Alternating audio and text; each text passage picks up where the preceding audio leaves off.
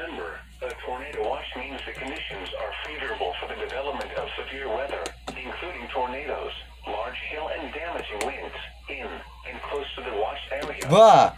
While severe weather may not be imminent, persons should remain alert for rapidly changing weather conditions and listen for later statements and possible warnings.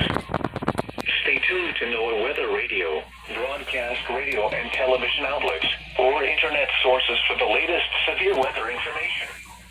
Repeating, Tornado Watch number 487 has been issued until 12 a.m. Friday for the following counties in Nebraska: Butler, Gage, Saline, and Seward.